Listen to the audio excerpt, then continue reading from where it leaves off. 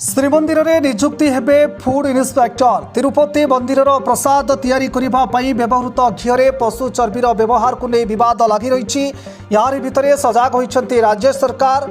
श्रीमंदिर में महाप्रसाद और विभिन्न भोगर मान जांच हेब।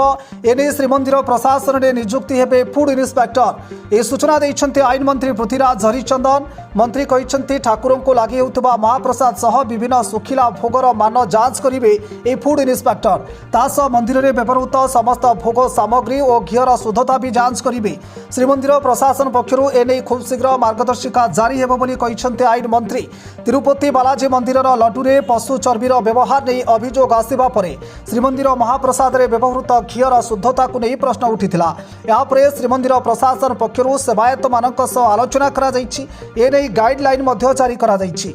एने पुरी जिलापाल कहिथिले घी कोठ भोगरे लगी होता है। घीर शुद्धता नहीं जदि प्रश्न उठुची तेबे यार मान जांच करा जिवो। जांच करा जाइथिबा घी को श्रीमंदिर रे व्यवहार करा जिवो। तेबे एपर्यंत कोनोसी अभियोग आसी नाही। ब्यूरो रिपोर्ट विप्लवी परिक्रमा। Please like, share and subscribe to our channel Biploi Parikrama.